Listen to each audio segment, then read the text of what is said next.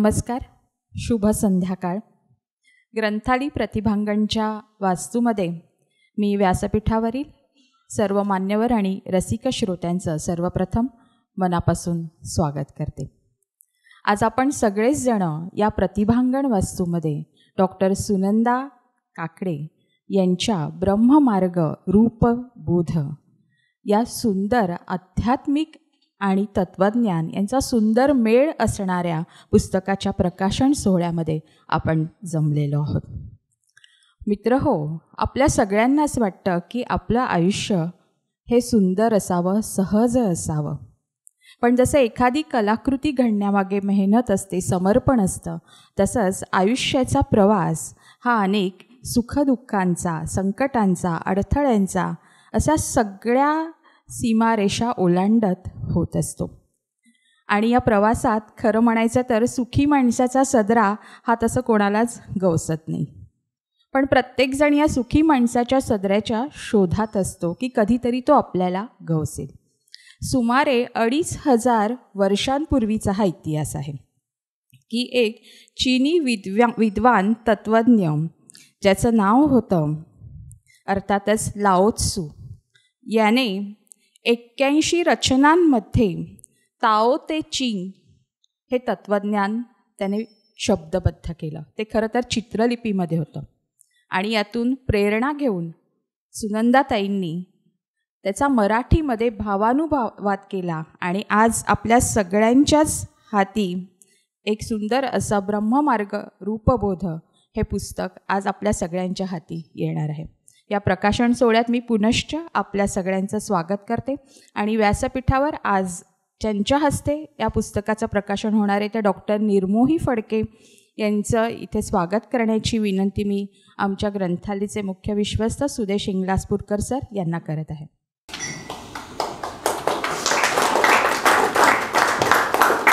व्यासपीठावर उपस्थित डॉक्टर वर्षा दंडवते मॅडम यांचं स्वागत करण्याची विनंती मी आमचे ग्रंथालयाचे संपादक अरुण जोशी यांना करत आहे. आज ज्यांच्या पुस्तकाचं प्रकाशन होणार आहे त्या डॉक्टर सुनंदा आपटे काकडे यांचं स्वागत करण्याची विनंती मी आमच्या कार्यक्रम संयोजिका धनश्रीताई धराप यांना करत आहे. मित्रहो, नुकताच ग्रंथालयाचा 49वा वाचक दिन संपन्न झाला. अगदी याच्या आठवणी मला वाटतं आपल्या सगळ्यांच्याच मनात ताज्या आहेत. ग्रंथालयाचा वाचक दिन आणि त्याच्या अगोदर आपण विज्ञान यात्रा आणि आरोग्य यात्रा याचा सांगता समारोहही आपण वाशीमध्ये संपन्न केला. जवळपास 1 महिना म्हणजे 24 नोव्हेंबरपासून ते 24 डिसेंबरपर्यंत ग्रंथालयाने महाराष्ट्रातील 12 जिल्ह्यांमधून ही विज्ञान यात्रा आणि आरोग्य यात्रा नेली होती. ग्रंथालय ज्याप्रमाणे वाचक चळवळ म्हणून उदयाला आली तर वाचक चळवळ म्हणून ती कार्यरत आहेच, पण त्याचबरोबर समाजातील सर्व स्तरातील लोकांचा एकूणच प्रवास सुखकर व्हावा, अधिकाधिक उन्नत व्हावा यासाठी सातत्याने नवनवीन उपक्रम राबवत असते. त्यातलाच एक आमचा उपक्रम होता तो म्हणजे विज्ञान यात्रा आणि आरोग्य यात्रा.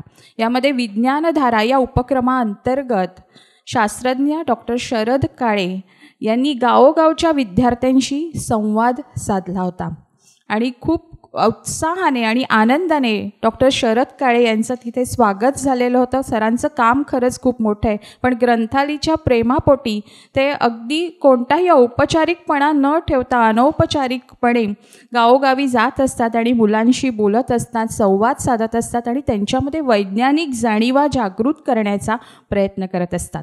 या उपक्रमामधला दुसरा एक महत्त्वाचा उपक्रम राबवला गेला तो म्हणजे डॉक्टर सुधीर थत्ते आणि नंदिनी थत्ते यांनी शाळांमधल्या विद्यार्थ्यांशी आणि नागरिकांशी विज्ञान गप्पा मारल्या. म्हणजे गप्पांमधून विज्ञान सांगणं. आपण रोजचं आयुष्य जगताना खरं तर विज्ञान आपल्या सोबतच असतं, परंतु त्याची आपल्याला जाणीव नसते आणि ही जाणीव करून देण्याचा प्रयत्न विज्ञान गप्पामधून केला गेला. त्यानंतर आमच्यासोबत डॉक्टरांची उत्तम अशी टीम होती. डॉक्टर सतीश नाईक आहेत, त्याचबरोबर डॉक्टर राजेंद्र आगरकर आहेत, डॉक्टर हेमंत जोशी आहेत, डॉक्टर यश वेलणकर आहे. या टीमने आम्हाला खूप उत्तम साथ दिली आणि गावोगावी जाऊन आम्ही लोकांच्या आरोग्यांच्या प्रश्नांवरती प्रबोधन केलं, विचारमंथन केलं आणि ही यात्रा सगळ्यांच्या सहकार्यामुळे यशस्वी झाली. याचा खूप खूप आनंद आहे की ग्रंथालय आता 50मध्ये ग्रंथालयाने प्रवेश केला आहे. हे ग्रंथालयाचं सुवर्ण महोत्सवी वर्ष आहे आणि या वर्षाची खूप सुंदर सुरुवात या विज्ञान यात्रा आणि आरोग्य यात्रेने झाली. आणि या सगळ्याची सुंदर सांगता ही वाशीमध्ये झाली. तिथे विशेष सांगायचं म्हणजे की आमच्या सोबत तेव्हा नागपूरहून आलेला अनुपम नेरकर हा विद्यार्थी होता आणि त्याने तिथे ड्रोन उड्डाण केलं. मला वाटतं आजही तो आलेला आहे. तर खूप छान बघण्यासारखं होतं की ही लहान लहान मुलंसुद्धा किती हुशार आहेत. आपण त्यांना म्हणतो की सगळी टेक्नोसॅव्ही आहेत असं आपण उपरोधिकपणे म्हणतो, पण खऱ्या अर्थाने टेक्नोसॅव्ही असणं म्हणजे काय तर तंत्रज्ञान हे कशा प्रकारे आपण हाताळलं पाहिजे याचं उत्तम उदाहरण अनुपमने सगळ्यांसमोर ठेवलं. आणि त्यानंतर दुसऱ्या दिवशी आमचा वाचक दिन तिथे संपन्न झाला. इथे निर्मोहीताई बसलेल्या आहेत.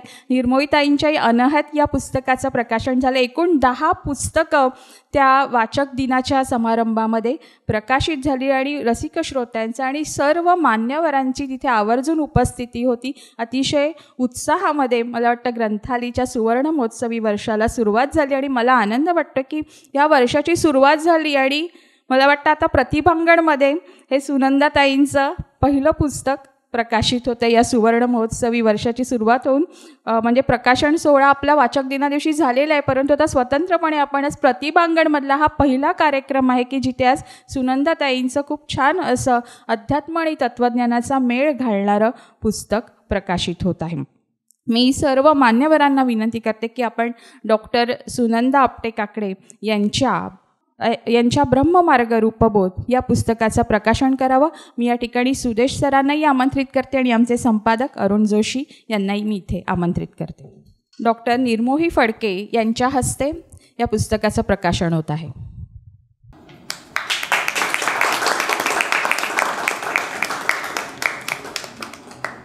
डॉक्टर सुनंदाताईंचं मी आपल्या सगळ्यांच्या वतीने अभिनंदन करते आणि विशेष सांगण्याची गोष्ट अशी की त्यांनी वयाच्या 81व्या वर्षी ही चीनी तत्त्वज्ञानाने सांगितलेली 81 जी सूत्र होती त्याचा भावानुवाद केलेला आहे. खरंच खूप मोठी ग्रेट गोष्ट आहे की जिथे खरं तर माणसं बरेचदा प्रवास संपला आहे या भावनेत असतात, तिथे त्यांनी एक खूप सुंदर स्वतःचा प्रवास सुरू केला आणि स्वतःसोबत इतरांचाही. डॉक्टर सुनंदा यांची ओळख करून द्यायची तर त्या फर्ग्युसन महाविद्यालयातून केमिस्ट्रीची पदवी त्यांनी प्राप्त केलेली आहे. त्यानंतर त्या MBBS झालेल्या आहेत. नंतर मग त्या अमेरिकेमध्ये 1973 पासून अमेरिकेतील मिनिसोटा या राज्यात त्यांचं वास्तव्य आहे. युनिव्हर्सिटी ऑफ मिनिसोटात त्यांनी रिहॅबिलेशन या वैद्यकीय शाखेमध्ये पदव्युत्तर शिक्षण घेतलं आणि मग जवळपास 40 वर्ष त्या स्वतंत्रपणे व्यवसाय करत आहेत. हा व्यवसाय करत असताना त्यांचं वाचन हे सातत्याने चालू होतं आणि या सगळ्या वाचनामध्ये आणि आजूबाजूला आपल्या काय घडतं याच्याबद्दल त्या सतत सतर्क असायच्या आणि या सगळ्या प्रवासामध्ये चीनी संस्कृती आणि तिथलं तत्त्वज्ञान याचं त्यांनी बोट पकडलं आणि आज अर्थातच पुस्तक रूपाने आज ते आपल्या समोर आहे. मी या ठिकाणी डॉक्टर सुनंदा ताईंना विनंती करते की त्यांनी आपलं मनोगत व्यक्त करावं. गुरुर्ब्रह्मा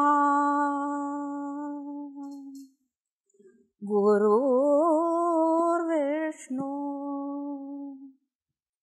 गुरुर्देव महेश्वरा गुरु साक्षात् परब्रह्म परब्रह्म परब्रह्म. काय आहे हे ब्रह्म आणि गुरु म्हणजे परब्रह्म. तर हे जे आपण सगळे नेहमी हा शब्द वापरतो ब्रह्म, पण हे काय आहे, कुठून आलं, हे खरंच आहे का, असे प्रश्न खूप तत्त्वज्ञानानं हजारो वर्षापूर्वी पडलेले होते आणि त्यातून अनेक ग्रंथांची उत्पत्ती त्या काळात सनातनी लोकांनी केलेली होती. तर यापैकी हे ब्रह्मन म्हणजेच चिनी भाषेमध्ये टाओ. सो टाओ आणि ब्रह्मन हे दोन्ही एकच. हे टाओ आणि ही त्याची चिनी भाषेतलं हे चिन्ह जे आहे दॅट इज टाओ. तर आता या ताओची म्हणजे ब्रह्मांची ओळख होती पहिल्यापासून ह्या श्लोकात. पण ताओ म्हणजे काय हे काय मला काय एवढं माहीत नव्हतं. पण साधारण मला वाटतं साधारण 60s वगैरे एक पुस्तक होतं फ्रिट्ज कापराचं आणि त्याचं नाव होतं टाओ ऑफ फिजिक्स. आणि काही लोकांनी वाचलं असेल. ते अतिशय पॉप्युलर झालेलं पुस्तक होतं आणि त्या पुस्तकात त्यानं टाओची आणखीन फिजिक्सची अशी तुलना केलेली आणखीन फारच अप्रतिम पुस्तक म्हणजे खूप गाजलेलं होतं. तर ते मी थोडंसं वाचलं आणि थोडं वाचताना मग मला वाटलं की म्हणजे की टाओ म्हणजेच ब्रह्मन. आणखीन हे जे टाओ आणि ब्रह्मन हे साम्य जे आहे ते तेव्हापासून माझ्या डोक्यामध्ये पक्क बसलं होतं. नंतर मिनेसोटामध्ये मी जेव्हा माझी प्रॅक्टिस सुरू केली मिनेसोटा स्टेटमध्ये तर त्यावेळेला तिथे मी बरेच वर्ष तिथे व्यवसाय केला रिहॅबिलिटेशनमध्ये. आणि तिथे पेन मॅनेजमेंट हे क्लिनिक होतं. आणि तिथे मी जसं आत्ता ह्याच्यात म्हटलं की गुरुर्ब्रह्मा गुरुर्विष्णू गुरुर्देवो महेश्वरा गुरु साक्षात परब्रह्म. तर परब्रह्माशी गुरुची तुलना केलेली आहे. तर गुरु म्हणजे काय? जे आपल्याला जे वाट दाखवतात, आपल्याबरोबर चालतात. तर माझे पुष्कळ गुरु वाटेवरती मिळालेले आहेत. हे सगळे माझे गुरु आहेत. ही पुस्तकं आहेत. तर मिनेसोटामध्ये मी जेव्हा तिथे एक पेन मॅनेजमेंट क्लिनिक म्हणून होतं तिथं मी काम करत होते. तर तिथं माझा जो पहिला गुरु जो मला भेटला तो म्हणजे त्याचं नाव होतं डॉक्टर माइल्स बेलग्रेड. आणखीन तो न्यूरोलॉजिस्ट होता. आणखीन त्यानं ठरवलं की आपण सगळ्या गोष्टी वापरायच्या पेन मॅनेजमेंटमध्ये. आणि तो प्रत्यक्ष चायनामध्ये बरेच दिवस राहिला आणि त्यानं ॲक्युपंक्चरचा अभ्यास केला. त्यावेळेला ॲक्युपंक्चर एवढं माहीत नव्हतं लोकांना. ही मी सांगते ही गोष्ट जवळजवळ 30-35 वर्षाच्या पूर्वीची गोष्ट आहे ही. आणि त्यानं नंतर त्याच्यामध्ये जो श्रीलंकेमध्ये एक डॉक्टर प्रोफेसर जयसूर्या म्हणून होते त्यांच्याकडे तो पुष्कळ महिने राहिला आणि तिथेही त्यानं अभ्यास केला. आणि मग तो मिनेसोटात येऊन त्यानं एक कोर्स दिला.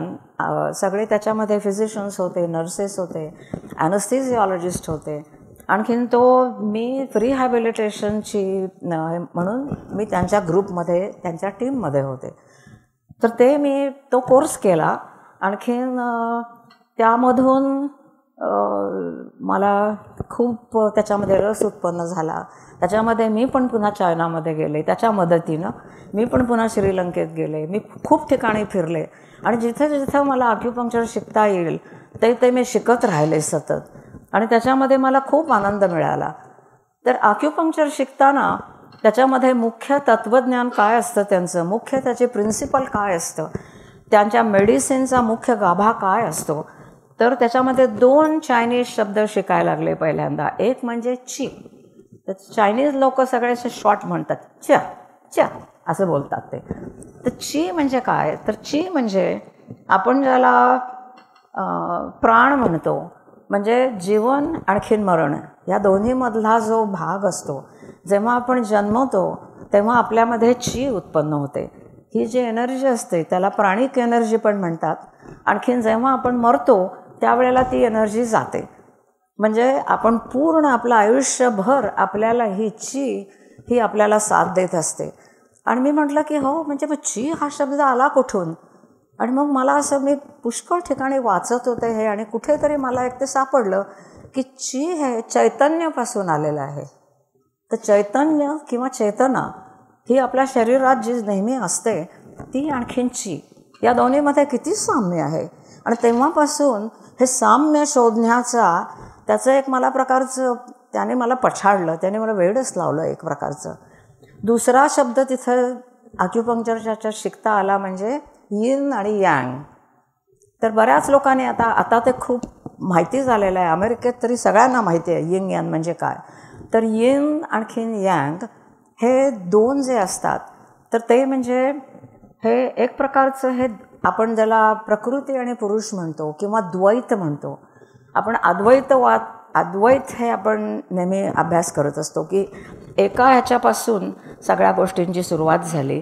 आणखीन ते एक अद्वैत जे सुरू झालं, जे अस्तित्वात आलं, त्याच्या आधी काहीच नव्हतं. म्हणजे कुठून हे सुरुवात झाली तर it started from nothingness. There was initially what was there was nothing, literally nothing. आणि नथिंगमधून अद्वैत आलं, म्हणजे त्याला अस्तित्व आलं. आणि त्याच्यामधून द्वैत आलं. आणि द्वैत म्हणजेच यिन आणि यांग. आपली जी शरीर जे आपलं तयार होतं, एम्ब्रिओलॉजीमध्ये आम्ही शिकलेलो आहे, एका बाजूने डावी बाजू तयार होते, एकीकडनं उजवी बाजू तयार होते आणि आपण हे जोडतो. आपला डावा हात असतो, उजवा हात असतो, हे यिन आहे, हे यांग आहे. आपल्या शरीराला पुढची बाजू असते ती यिन बाजू असते, ती पृथ्वीकडे असते आणि ती डार्क असते आणि ती म्हणजे रात्रीसारखी असते. कारण आपण आता असे उभे राहिलो तर एकेकाळी आपण चतुष्पाद होतो, एकेकाळी आपण असे होतो. तर हा भाग सगळा यिन आहे आणि जो आकाशाकडे आहे तर तो सगळा यांग आहे. तर हे यिन यांग हे जे आहे तर त्याच्यामध्ये जर इम्बॅलन्स झाला, त्याच्यामध्ये जर खूप यिन वाढलं, खूप यांग वाढलं, म्हणजे खूप ब्लड प्रेशर वाढलं, खूप ब्लड प्रेशर खाली गेलं, ब्लड शुगर खूप वर गेली, खाली गेली, हा जो इम्बॅलन्स आहे तर त्यामुळे डिझिजेस होतात. अशी त्यांची पहिल्यापासून जी ते TCM म्हणजे ट्रॅडिशनल चायनीज मेडिसिन ह्याच्यावरती आधारलेलं आहे. तर आणि आमच्या मेडिसिनमध्ये सुद्धा हेच आहे की जास्त खूप कुठली गोष्ट नको, कमी पण कुठली, आणि एका बॅलन्समध्ये जोपर्यंत तुम्ही राहता तोपर्यंत तुमचं आरोग्य चालू असतं. तर हे यिन यांग ह्याचा हा सिम्बल जो आहे तर हा सिम्बल हा इथं आहे ह्याच्यामध्ये. तर आता ह्या पुस्तकामध्ये जो आहे तर तो हा इथे जो सिम्बल आहे हा, तर त्याच्यामध्ये काय असतं, एक ब्लॅक असतो आणखीन एक व्हाईट असतो आणि ब्लॅक आणि व्हाईट हे एकमेकांच्यात नेहमी मिसळत असतात. तर हे जे चित्र आहे हे 2 डिमेन्शन चित्र आहे. पण मेन यिन यांगची जी आयडिया आहे ही 2 डिमेन्शनवाली नाही आहे. दिस रिप्रेझेंट्स युनिव्हर्स. हे मल्टी डिमेन्शनल यिन यांग असतं आणि हे सतत हे डायनॅमिक असं फिरत असतं. आणि त्यामुळे हे युनिव्हर्स जे निघालं हे ऑल युनिव्हर्स हॅज पोलॅरिटी. आणि मग नॉर्थ पोल साऊथ पोल झाले, त्याच्यामध्ये आपली पृथ्वी आली. हे जर पोल नसते तर आपली पृथ्वीच कोलॅप्स झाली असती. तर हे संबंध युनिव्हर्स आहे, हे रिप्रेझेंटेशन आहे. आणि आपल्या ह्याच्यामध्ये सुद्धा, आपल्या ह्याच्यामध्ये जेव्हा आपण ब्रह्मन म्हणतो, जेव्हा टाओ म्हणतो, त्याचं रिप्रेझेंटेशन पहिला जो एक प्रकारचं स्वरकंपन आलं ते म्हणजे ओम. तर ओमपासून जगाची उत्पत्ती झाली आणि त्या जगाची उत्पत्ती झाली ती त्यामध्ये सुद्धा ही पोलॅरिटी आली, यिन आणि यांग, आणि त्याच्यापासून सगळं जग उत्पन्न झालं. तर मला ह्या दोन्हीमध्ये पण खूप साम्य वाटलं. म्हटलं आपण ज्याला ओम म्हणतो ते ब्रह्मन रिप्रेझेंट करतं, तेच यिन आणि यांग हे टाओ रिलिजन रिप्रेझेंट करतं. तर टाओ हा नंतर रिलिजन झाला. पहिल्यांदा रिलिजन नव्हता आणि पहिल्यांदा नुसते हे 61 श्लोक होते, फक्त अध्याय होते 61. तर हे टाओ हे आत्ता तिनं सांगितलं त्याप्रमाणे लाओ त्सू हा एक लाओ त्सूची गोष्ट ऐकण्यासारखी आहे अगदी. लाओ त्सू हा कुणी मोठा स्वामी नव्हता, तो कुणीही मोठा तत्त्वज्ञानी नव्हता, हा कुणी राजा वगैरे कुणी असा मोठा कुणीतरी कृष्णासारखा वगैरे सुद्धा तो नव्हता. एक तो साधासुद्धा कचेरीमध्ये काम करणारा माणूस होता लाओ त्सू हा. आणखीन तो तिथल्या ते झू म्हणून एक राजवट होती, तेव्हा चायनामध्ये सगळ्यात पहिल्यांदा संस्कृती उत्पन्न झाली जगातली. तर त्याच्यामध्ये प्रथम जी चांगली राजवट होती तर त्याच्यामध्ये सगळं आपण ज्याला अतिशय छान असं सगळं स्वप्नातलं राज्य म्हणतो, सगळे लोक सुखी होते, सगळे एकमेकांच्याशी चांगले वागत होते आणि सर्व आनंदी आनंद चालू होता. ती राजवट गेली आणि त्याच्यानंतर दुसरी जी राजवट आली तर त्याच्यामध्ये खूप बेबंदशाही माजली, नंतर स्वार्थी लोक खूप माजले. आणखीन त्यांची कचेरीमधले पेपर वगैरे हे सगळे त्यांचे जे डॉक्युमेंट्स होते तो सांभाळणारा हा माणूस होता. त्याचं नाव होतं लाओ त्सू. तर त्याला म्हणताना चायनीज लोक ते लाओ त्सू असं म्हणतात बोलताना, तर त्याचं स्पेलिंग पण वेगळं आहे. आणखीन तर ते लाओ त्सूची गोष्ट आहे ही पाठीमागे पुस्तकाच्या वरती मी छापलेली आहे. ही अतिशय उत्तम आणि इतकी छान गोष्ट आहे, ऐकण्यासारखी आहे. तर तो लाओ त्सू म्हणाला की हे त्याला तो म्हणतात त्याची आख्यायिका अशी आहे की तो 200 वर्ष जगला. ही लिव्ड फॉर 200 years. आणखीन त्याचे केस पांढरे होते, दाढी लांब होती त्याची. आणखीन त्याला हे खूप कंटाळा आला या राजवटीचा. तो म्हणे सगळ्या जुन्या मूल्यांचा नाश, स्वार्थ, दांभिकता आणि युद्ध.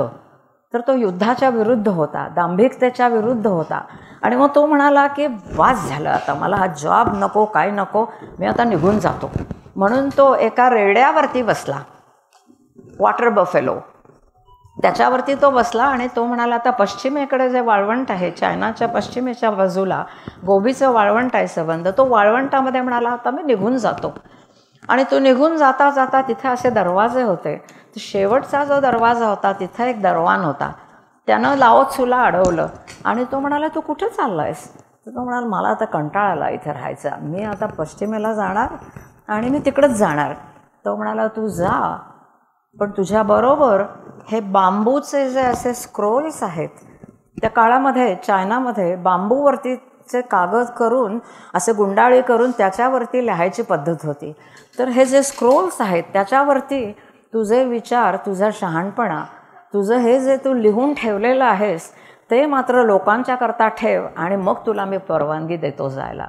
तर अशा रीतीनं हे त्यानं त्याच्याबरोबरचं बोधप्रद लिखाण लोकांसाठी ठेवून त्याला जाऊन दिलं. आणि मग त्याच्या जवळच्या ह्या बांबूच्या कागदी भेंडोळ्यातून ताओ ते चिंग हे प्रगटलं. आणखीन मग त्याच्यानंतर ते आणखीन लोकांनी त्याच्यात काही केलं असेल, वाढलं असेल, तर त्याच्यामध्ये 81 अध्याय आहेत त्याच्यात असे. आणि काही 2 पानाचे आहेत, काही 4 ओळीचे आहेत. आणि त्याच्यामध्ये इतकं शहाणपण आहे. आणखीन ते खूप लोकांना नंतर खूप आवडलं. तर हे जे लाओ त्सूची जी कथा आहे, तर त्याचं हे लाओ त्सूचं हे चित्र आहे. आणखीन हा असा चालला. तुम्ही कधी चायनीज एखाद्या रेस्टॉरंटमध्ये जर गेलात तर बऱ्याच वेळेला मोठ्या भिंतीवरती ते असे एक म्हशीसारखा, रेड्यासारखा असं मोठंचं मोठं चित्र असतं आणि त्याच्यावर एक माणूस असा बसून चालला आहे. तुम्ही जर लक्ष दिलं दॅट इज लाओ त्सू. आपल्याकडे कसं पूर्ण सगळे आपल्याकडे आपण गीता म्हटलं किंवा हे म्हटलं की ओम शांती शांती म्हटलं की आपल्या एकदम असं आपल्याला वाटतं की हे आपलं आहे. तसं चिनी लोकांना हे लाओ त्सूचं ते इतकं त्यांच्या संस्कृतीमध्ये ते भिनलेलं आहे. तर हे लाओ त्सूचं हे मला कसं मिळालं? तर आता यिन यांग आपण हे मी आत्तापर्यंत सांगितलं. तर यिन यांग आणखीन ओम ह्या दोन्हीमधलं साम्य पुन्हा मला ह्याच्यातलं साम्य दिसत होतं. तर ताओ ते आणि चिंग, तर हा शब्द कसा आला? तर मी त्याच्यानंतर काय झालं की आम्ही मिनेसोटामधून आम्ही रिटायर झालो. माझे मिस्टर मधू काकडे इथे आहेत, ते आणखीन आम्ही दोघं रिटायर झालो. आणि आम्ही म्हटलं की आता आपण मुलांच्या जवळ राहायचं. तर ही आमची मुलगी सीमा काकडे, आणखीन तिचा नवरा हा डॉक्टर नील अगरवाल, आणखीन ही आमची 2 नातवंडं, ही सगळी मेरीलँडमध्ये होती. म्हणून आम्ही तिकडं राहायला गेलो. मेरीलँडमध्ये मी गेल्यानंतर तिथं एक चर्च आहे आणि त्याचं नाव आहे युनिव्हर्सलिस्ट चर्च. आणि तिथं सर्व धर्म साजरे करतात आणि तिथलं म्युझिक खूप ऐकण्यासारखं असतं. माझ्या दोन्ही मुली नेहमी कॉयरमध्ये गाणं म्हणायच्या. आणखीन ते मला ऐकून मला त्याची खूप गोडी उत्पन्न झाली. तर मी त्या चर्चमध्ये गेले आणि म्हटलं की मला हे गाणं ऐकायचं आहे, मी येऊन इथं बसते नुसती. आणि त्यावेळेला पॅन्डेमिक सुरू झालं, म्हणजे 18 साधारण हे झालं हे असं. तर त्या चर्चमध्ये त्यांनी एक अभ्यासक्रम ठेवला होता 2 वर्षाचा, की वर्ल्ड रिलिजन क्लास म्हणून एक होता आणि तिथं इंटरफेथ सेंटर म्हणून एक होतं. सीमा, तुला आठवत असेल इंटरफेथ सेंटर मेरीलँडला. तर त्या इंटरफेथ सेंटरनी सगळ्या इंटरफेथ म्हणजे सर्व जेवढे धर्म आहेत जगात त्याचा सगळ्याचा अभ्यास करून तो अभ्यासक्रम केला आणि मी त्याच्यामध्ये माझं नाव नोंदवलं. तर महिन्यातनं एकदा आम्ही भेटत होतो आणि प्रत्येक रिलिजनमधले त्या चर्चमधले जे सभासद असतील तर ते त्या रिलिजनबद्दल सांगायचे. तर आता ज्यूइश रिलिजन म्हणजे इट्स अ बिग थिंग, मोठा आहे. तर त्यांनी 2 दिवस 3 दिवस दिले होते. इतकं त्यांच्याकडे वाङ्मय होतं ह्याच्यामध्ये. संपूर्ण चर्चमध्ये हिंदू मी एकटी होते, त्यामुळं हिंदू धर्माचं जेव्हा सांगायचं होतं तेव्हा मी एकटीच होते तिथे. आणखीन तिथे टाओचं जेव्हा होतं तर त्यावेळेला तिथे एक जिंग वांग नावाची चायनीज मुलगी म्हणा, बाई म्हणा, काही म्हणा तुम्ही, आणि ती खरं म्हणजे माझी खूप जवळची मैत्रीण झाली. तर त्यामुळे जिंग वांगनी तिनं जेव्हा हे दिलं, तिनं टाओबद्दल हे केलं, तर तिनं टाओ फोरम म्हणून एक सुरू केला तिथे. आणि ज्या लोकांना टाओइझमबद्दल शिकायचं आहे तर त्यांना महिन्यातनं एकदा भेटायचं, आणखीन ते शिकायचं, असं तिनं सुरू केलं. तर मी म्हटलं मला काय टाओ टचिंगचं काय एवढं माहिती नाही आहे, पण मी ॲक्युपंक्चरमध्ये मला यिन यांग माहिती आहे, मला बाकीचं ची माहिती आहे, नीडल पॉईंट्सची नावं चायनीज माहिती आहेत, तर मी यायला लागते. तर मी जायला लागले तिच्याबरोबर. महिन्यातनं एकदा आम्ही भेटत होतो. तर मी तिच्या घरी टाओ मंदिर आहे. आणखीन आपलं कसं देऊळ वगैरे आपण घरात देवघर असतं ना तसं. तर ह्या माझ्या पुस्तकामध्ये जिंग वांगच्या मंदिराचा फोटो आहे इथे ह्याच्यात. तर तुम्ही जेव्हा बघाल तेव्हा असं दिसेल तुम्हाला. तर ती म्हणाली की तू माझ्या घरी आहे. तर तिथं अटलांटामध्ये एक मोठं त्यांचं ओइत्सो म्हणून एक त्यांचं टाओचं खूप मोठं मंदिर आहे. तर ती म्हणाली तिथून लोक येणार आहेत आणि इथं एक मोठा उत्सव आहे, तर तू ये. तर म्हटलं मी येते. आणि मग मी गेले तिथे. आणखीन मग मी एकटीच होते तिथं. आणि सगळे चायनीज टायवानीज लोक. आणखीन मग त्यांची ही मोठी अशी पूजा वगैरे असते, हे असतं सगळं. आणखीन मग ती म्हणाली की आता आम्ही, आणि मग मी ते प्रत्येक बघत असताना मला लक्षात आलं, अरेच्या म्हणलं हे काय आपण आरती करतो तसंच आहे, हे काय आपण म्हणतो तसंच आहे. तर सगळं मला त्याच्यात पुन्हा साम्य दिसायला लागलं. परत माझा साम्य वेध हा सुरू झाला त्याच्यामध्ये. त्या दिवशी तिनं काय केलं, तर ती म्हणाली की आम्ही इथं अभ्यासक्रम सुरू केलेला आहे त्याचा, तर हे पुस्तक ती म्हणाली तू घेऊन जा. तर हे मला जिंग वांगने पुस्तक दिलं. तर जिंग वांग चायनामध्ये जन्मलेली, टायवानमधली राहणारी, ती कम्प्युटर इंजिनियर आहे. आणखीन ती तिथं लायब्ररियन पण आहे आणि तिथं ती काम करते. तिला 2 मुलं आहेत आणि ती पण अशी आमच्याच नातवंडासारखी हायस्कूलमध्ये याच्यामध्ये एक तिचा मुलगा आता फिजिकल थेरपिस्ट होणार आहे. त्यामुळं आम्हाला दोघींना मैत्री जमायला वेळ लागला नाही फारसा. आणि मग आमची खूप भेटी व्हायच्या आमच्या. आणि मग मी तिला नेहमी सांगायची की आमच्या ह्याच्यामध्ये सुद्धा हे सगळं असंच आहे आणि खूप साम्य आहे. तर हे जे पुस्तक आहे, तर हे वेन डायर हे पुस्तक अतिशय पॉप्युलर झालेलं आहे ह्याच्यामध्ये, अमेरिकेमध्ये. तर हा वेन डायर हा जो आहे, तर त्यानं हे लिहिलेलं आहे आणि ह्यानं खूप पुस्तकं लिहिली आहे. 1-2 वर्षापूर्वी डायर गेला, पण तोपर्यंत त्याचे अतिशय लोक भक्त होते. TV वरती त्याचा शो होता. आणखीन माझी अटलांटाला एक जाऊ आहे, क्षमा काकडे म्हणून, तर ती ह्याला गुरु मानते डायरला. ती म्हणे डायर चेंज्ड हर लाईफ, असं ती म्हणते. नंतर माझी दुसरी एक भाचे सून आहे, आणखीन वर्धन, आणखीन शिल्पा देगावकर म्हणून, ते डायरला मानतात आणि ते त्याचं वाचतात, ऐकतात वगैरे. तर ह्या दोघांच्याशी मी डायरबद्दल थोडी चर्चा केली. पण ह्या डायरने काय केलं आहे की हे जे पुस्तक आहे, तर हे पुस्तक आहे त्याच्यात त्याने टाओ टचिंगचे त्यानं इंग्लिशमध्ये अनुवाद केलेला आहे त्याचा.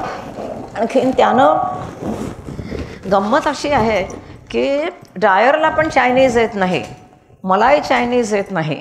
आणि पण डायरने आणखीन कुणी जी इंग्लिशमध्ये जी ट्रान्सलेशन्स केली आहेत ती सगळी वाचली. आणि त्यानं ह्याच्यामध्ये ॲक्नॉलेजमेंटमध्ये हे त्यानं त्यातली ह्या पुस्तकाचे इंग्रजीमध्ये 100पेक्षा जास्त अनुवाद झालेले आहेत. टाओ टचिंगचे. जगातल्या सगळ्यात जास्त पुस्तकाचे अनुवाद झाले असतील तर टाओ टचिंगचे. तर त्यानं ह्याच्यामध्ये त्यातली खूप पुस्तकं त्यानं वाचली, सगळे इंग्लिशमधली, कारण त्याला चायनीज येत नाही. तर त्यातली त्यानं 10 निवडली आणि त्या 10मधून त्यानं हे 81 त्यानं हे सगळे अध्याय काढले आणि त्याच्यावरती त्याचं एक प्रकारचं निरूपण आहे प्रत्येक अध्यायाबद्दल. तर हे 4 ओळीचा सुद्धा अध्याय असेल तर त्याला आयुष्यामध्ये तो कसा त्याला उपयोगी पडला ह्याच्याबद्दल. आणि हे त्यामुळं हे अमेरिकन लोकांच्या जीवनातलं असल्यामुळं तिथं सगळ्यांना खूप आवडायला लागलं आणि खूप लोकांनी ते वाचलं.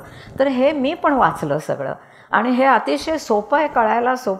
हे तर त्यातले पहिले 2 जे चॅप्टर्स आहेत तर यातला हा पहिला जो चॅप्टर आहे तर हे मी आधी पहिल्यापासून सुरुवात केली वाचायला. आणखीन मग त्याचा हा जो पहिला चॅप्टर आहे फर्स्ट व्हर्स, तर आता हा इंग्लिशमध्ये आहे आणि डायरने हा इंग्लिशमध्येच त्यानं केलं आहे. हे सुद्धा त्यानं लिहिलेलं नाही आहे, त्यानं आणि 10 लोकांनी लिहिलेलं आहे, त्याच्यावरनं त्यानं लिहिलेलं आहे. हे म्हणजे किती ते असं डायल्यूट होत आलेलं आहे ना सगळं.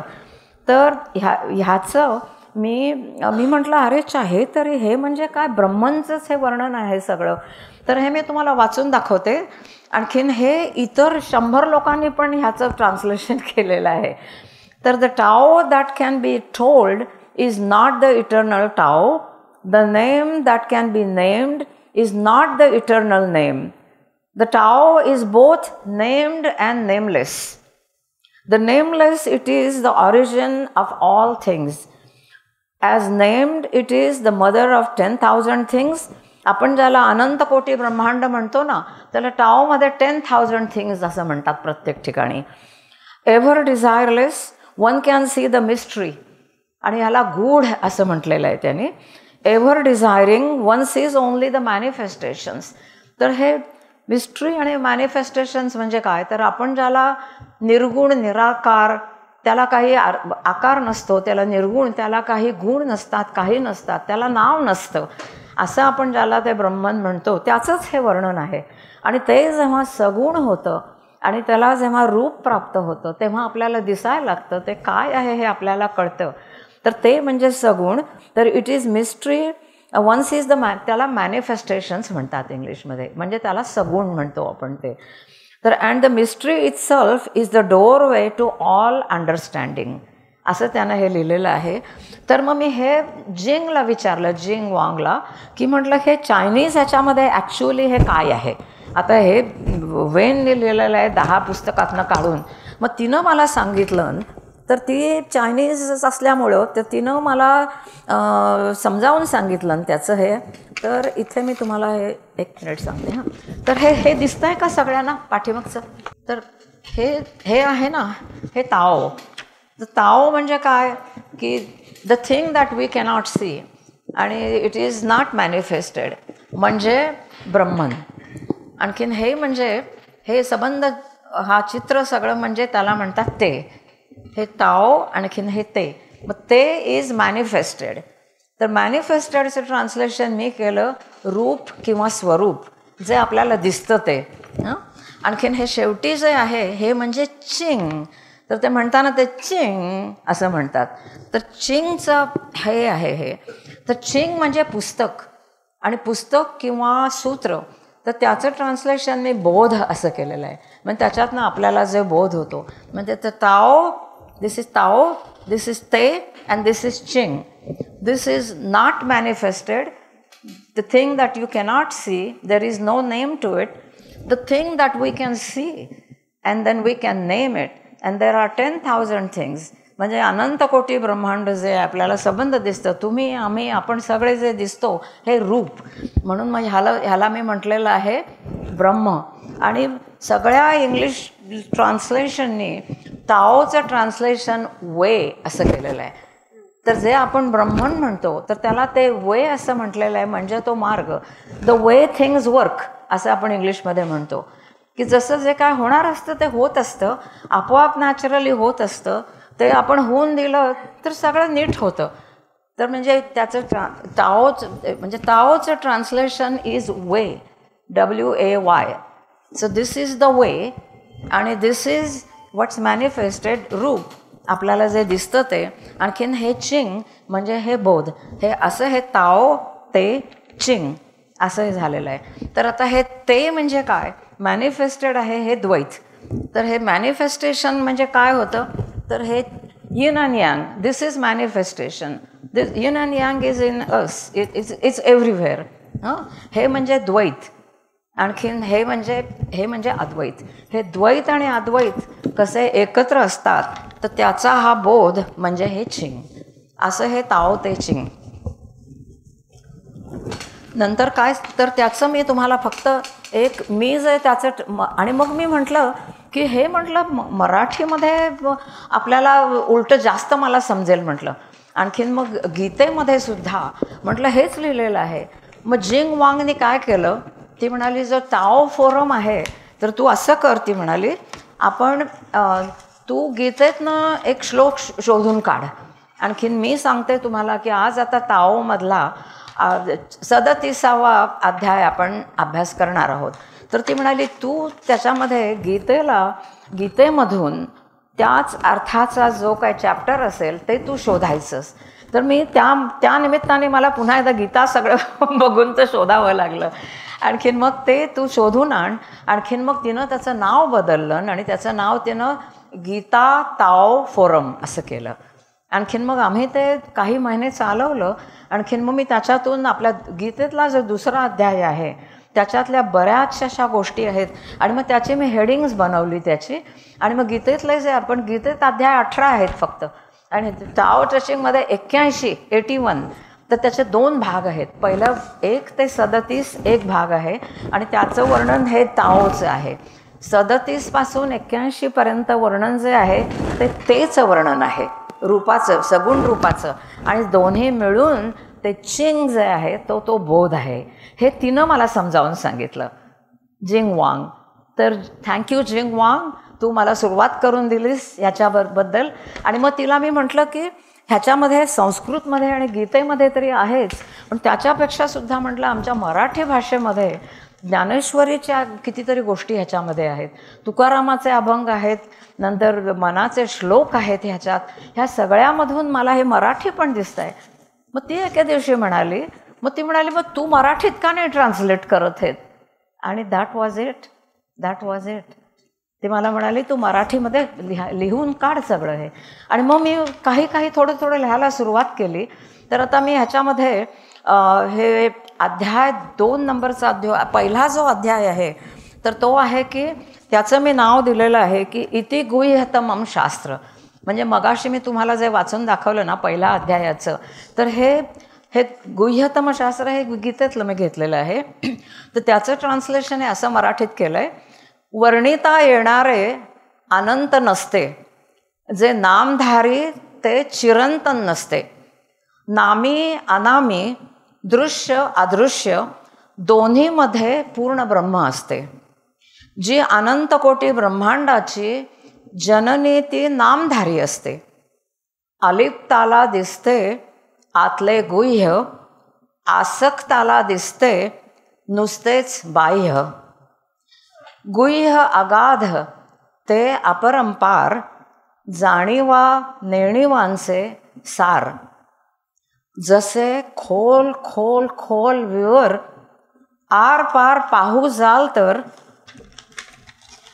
अनादि अगम्य गुह्याचे इति गुह्यतम शास्त्राचे गुह्यच असते अगाध महाद्वार. हा पहिला अध्याय आहे. आणि ह्याच्यातून द्वैत कसं उत्पन्न झालं, 2 येन यांग पोलॅरिटीज, तर त्याचं भाषांतर आहे. आणि मी एवढंच वाचणार आहे, उरलेले सगळे तुम्ही नंतर वाचा.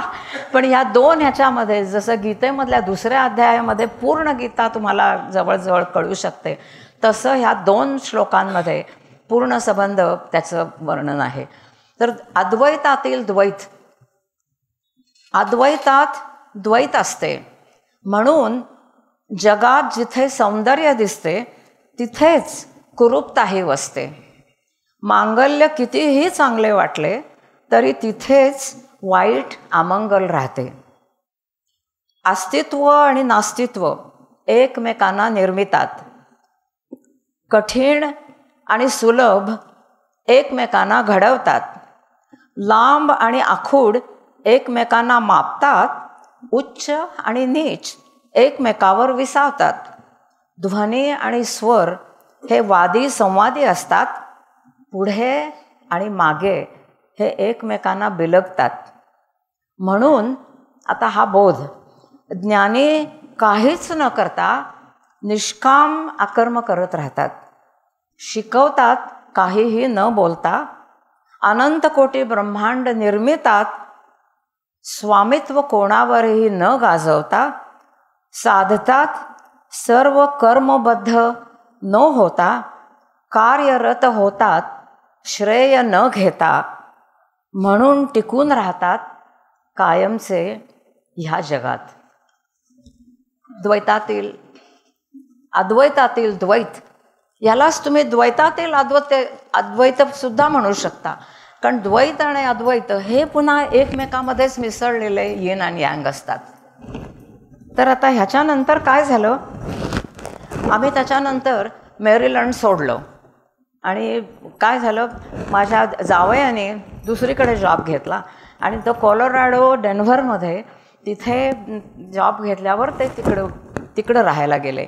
माझी 2 नंबरची जी मुलगी आहे अंजली म्हणून, तर तिचं लग्न झालं आणि आमचा जावई जो आहे रॉबर्ट बॅक्स्टर म्हणून, तर ते दोघं सियाटलला गेले राहायला. आणखीन आम्ही आमचं घर सगळं मिनेसोटाचं विकून तिकडं राहायला गेलेलो.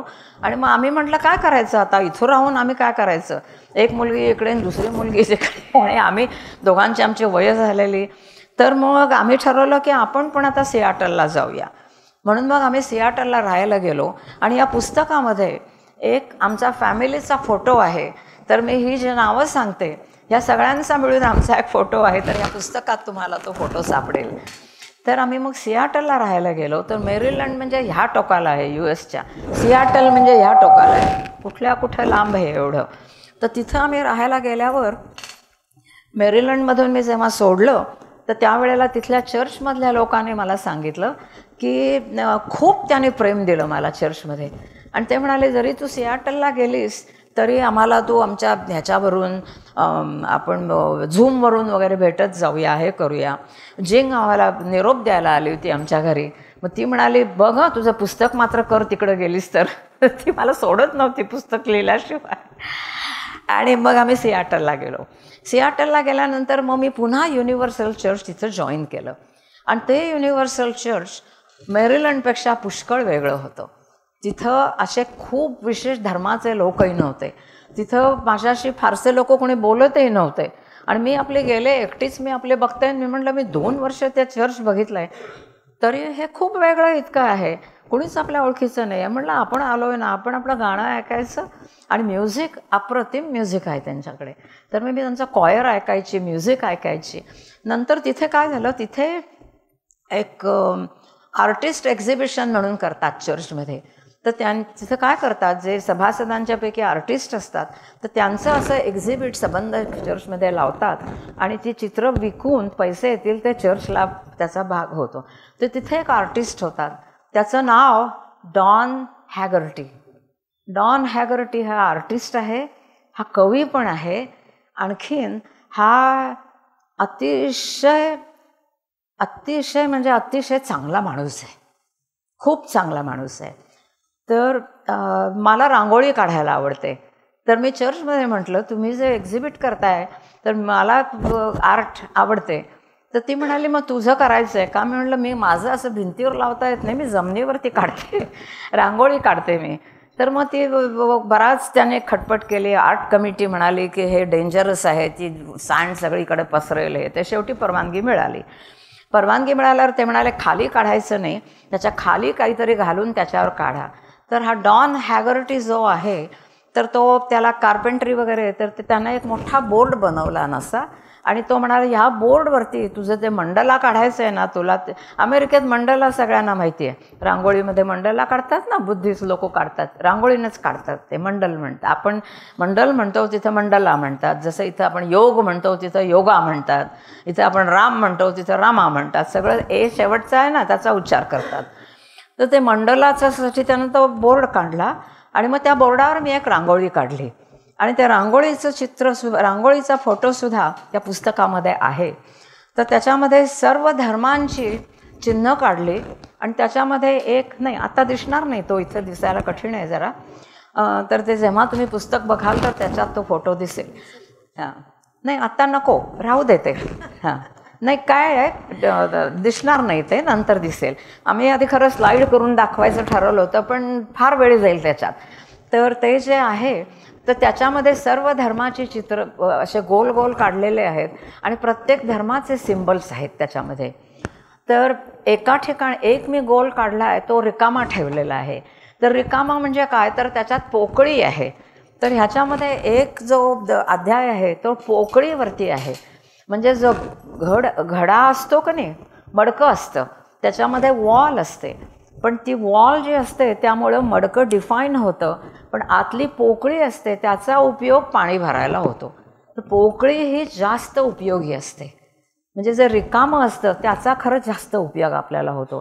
तर त्याच्यात जी पोकळी काढली आहे तर त्या पोकळीमध्ये जे धर्म आता नाहीसे झालेले आहेत किंवा जे धर्म अजूनही बाहेर पण आलेले नाही आहेत किंवा जे लोक नास्तिक आहेत, नास्तिकांना पण काहीतरी पाहिजे ना, त्यांना काही चिन्ह नसतं, पोकळी तेच नास्तिकांचं चिन्ह, कारण त्याच्यावर पोकळीवर ते त्यांचं प्रेम असतं, म्हणून ती एक पोकळी काढलेली आहे. तर ते चित्र मी रांगोळीमध्ये काढलं आणि तेव्हापासून डॉनची आणि त्याची बायको कॅथी या दोघांची आमची खूप मैत्री झाली.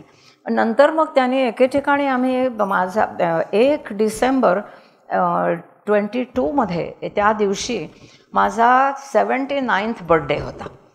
तर त्या दिवशी आम्ही बाहेर इकडे जेवायला गेलो त्यांच्याबरोबर. तर तिथे खूप मोठी अशी चित्र वगैरे लावलेली होती. तर कॅथी मला ती चित्र दाखवत होती. तर तिथं अशी तुम्हाला चायनीज कॅलिग्राफी माहिती आहे का? चायनीज कॅलिग्राफी ब्रश पेंटिंगने त्याची हे काढतात. तर हे जे आहे हे जे आहे ना, हे ब्रशने काढतात असं. तर हे डॉनने काढलेलं आहे, डॉन हॅगर्टीनं. तर मग तिथं आम्ही ते बघत होतो. तर तेव्हा मी म्हटलं की हे चायनीज किती छान दिसतं.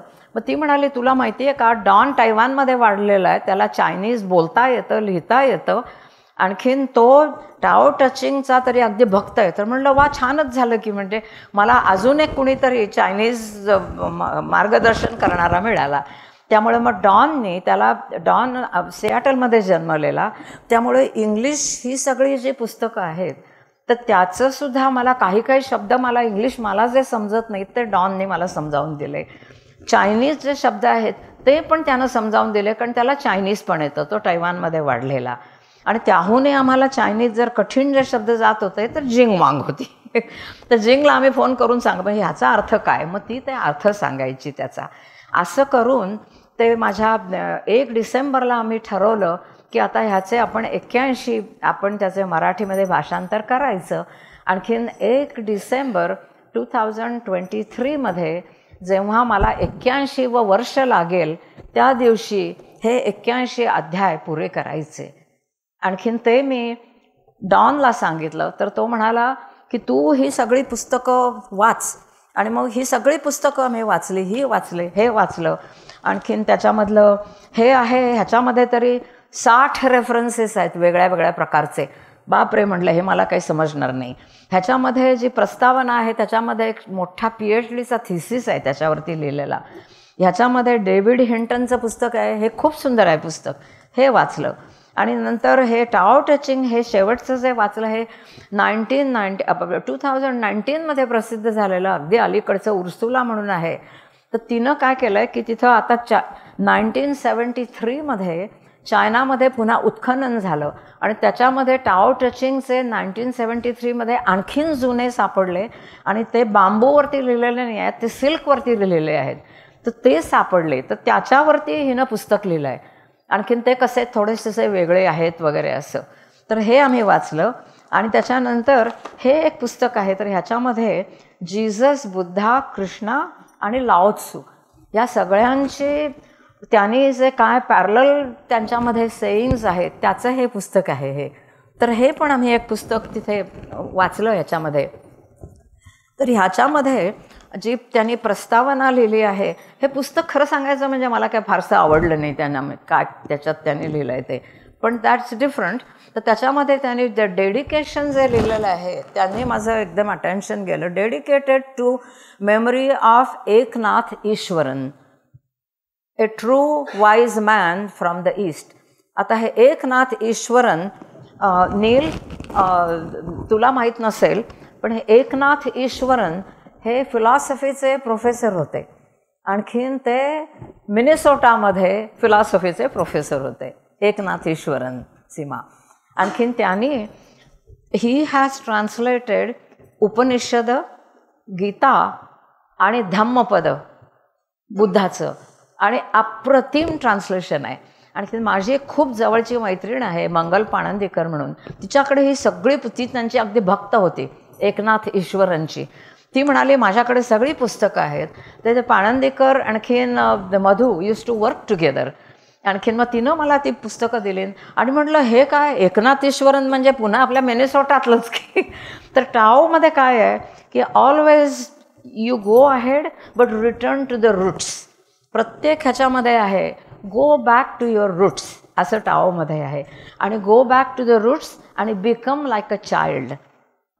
आणि बिकम लाईक अ चाइल्ड म्हणजे काय आहे तर टाओमध्ये त्याने म्हटलेलं आहे become like an uncut wood.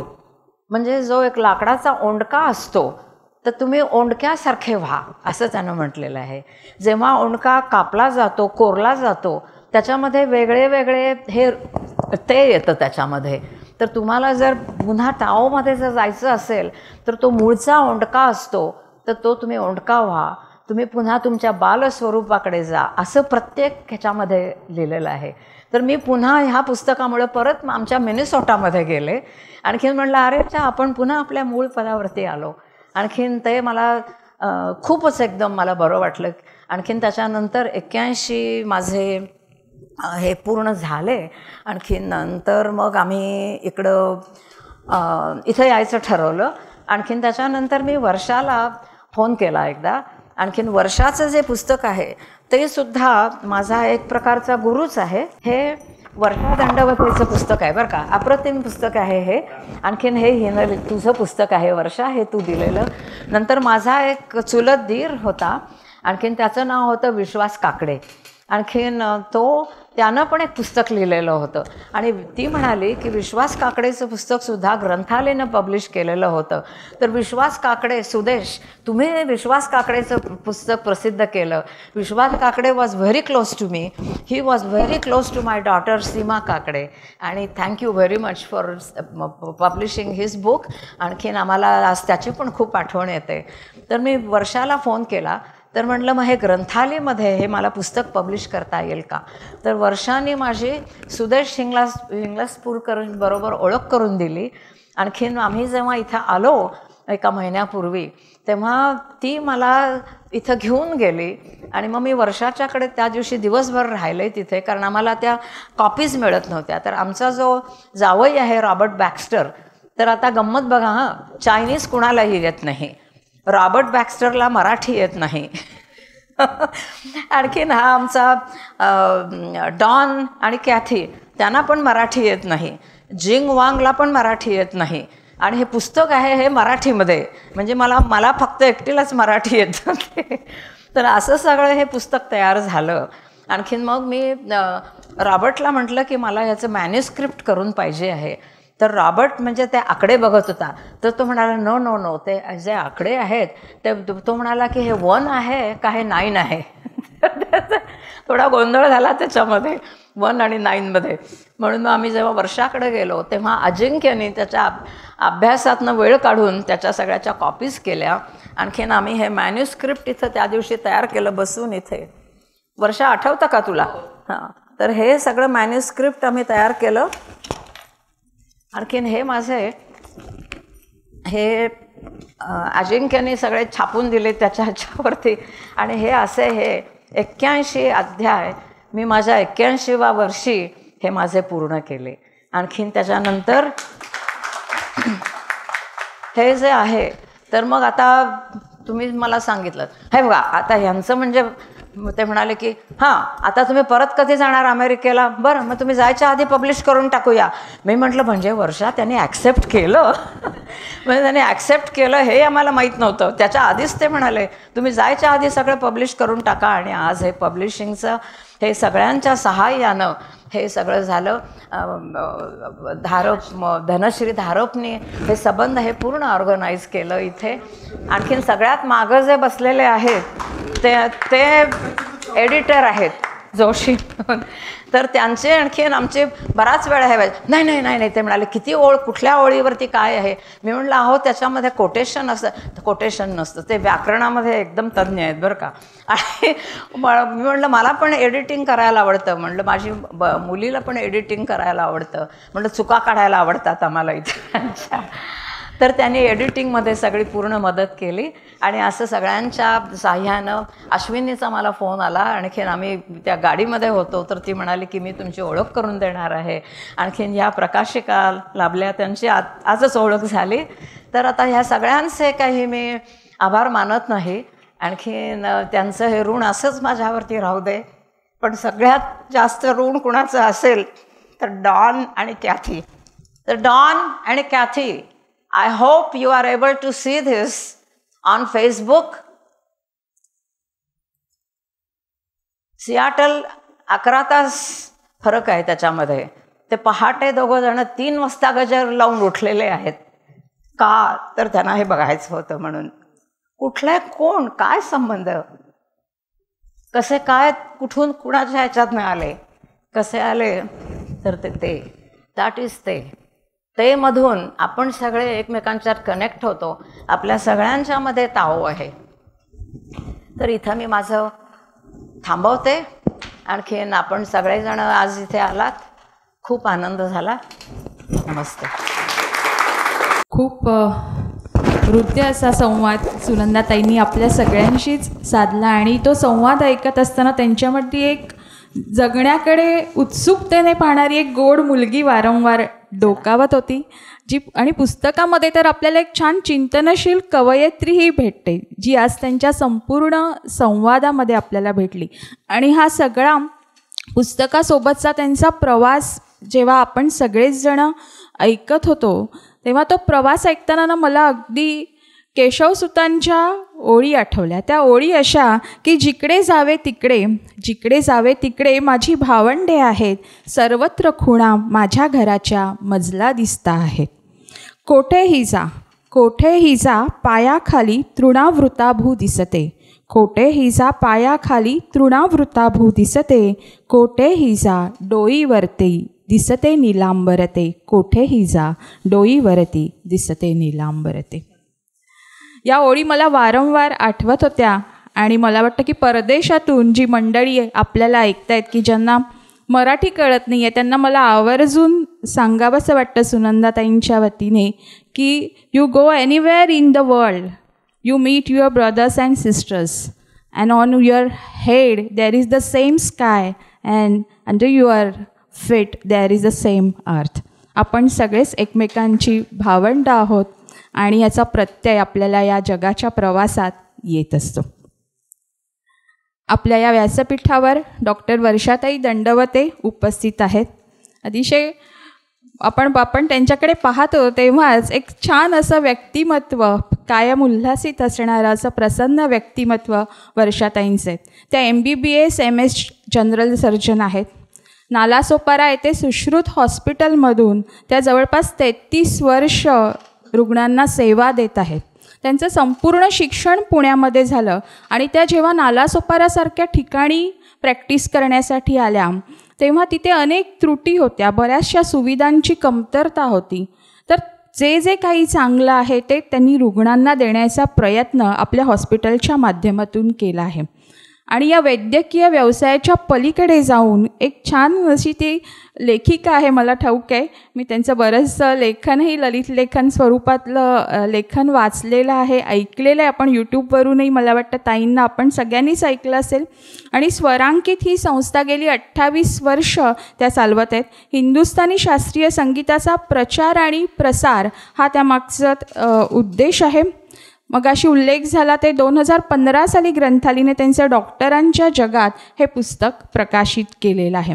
मी वर्षाताईंना इथे बोलण्याची विनंती करते. ब्रह्ममार्ग रूपबोध ह्या पुस्तकाविषयी आणि त्या पुस्तकाच्या लेखिकेविषयी मला बोलताना मला तिहेरी भूमिका बजावायची. एक म्हणजे मला आज ग्रंथालयाने प्रमुख अतिथी म्हणून बोलवलं आहे, मोठी जबाबदारी दिली आहे, कारण मला असं वाटतं लिखाण सोपं आहे, बोलणं जरा अवघडच आहे. तर प्रमुख अतिथी म्हणून पण मला पुस्तकाविषयी आणि लेखिकेविषयी बोलायचं आहे. दुसरी म्हणजे या पुस्तकाला मी प्रस्तावना लिहिली म्हणून प्रस्तावनाकार म्हणूनही बोलायचं आहे. आणि डॉक्टर सुनंदा यांची एक अतिशय जवळची नातेवाईक या भूमिकेतून पण मला पुस्तकाबद्दल आणि लेखिकेविषयी बोलायचं आहे. तर मी प्रयत्न करते की या 3 भूमिका मला कशा निभावता येत आहेत बघते. मुळात ब्रह्ममार्ग, ब्रह्मस्वरूप, ब्रह्मज्ञान ह्या सगळ्याची माहिती हा एक गहन, गूढ आणि गुह्य असा प्रवास आहे. या विश्वाची निर्मिती कोणी केली? माझ्या जन्माचं काय प्रयोजन आहे? हे प्रश्न आपल्याला कधी ना कधीतरी आयुष्याच्या टप्प्यावर पडत असतात आणि त्याची उत्तरं आपण वेगवेगळ्या धर्मग्रंथामधून, संत साहित्यातून शोधत असतो. मुळात मी म्हणजे कोण? तर आता याचं उत्तर द्यायचं झालं तर मी म्हणजे भारतातली एक राहणारी मनुष्य प्राणी. भारत कुठे आहे? पृथ्वीवरच्या एवढ्या खंडांमधनं एका देशातली मी एक व्यक्ती आहे. ही पृथ्वी काय आहे? अनेक ग्रहांमधली हा एक ग्रह आहे, त्याच्यावरच्या एका देशातली मी व्यक्ती आहे. असं जर आपण हे विश्व विस्तारत गेलो तर अशा अनेक ग्रहांमधली एक पृथ्वी, अशा अनेक ग्रहांची एक सूर्यमाला, अशा अनेक सूर्यमालांचं हे विश्व आणि ब्रह्मांड, असा जेव्हा आपण विचार करतो तेव्हा आपलं जे अस्तित्व आहे ते इतकं नगण्य आणि यक्कश्चित वाटायला लागतं.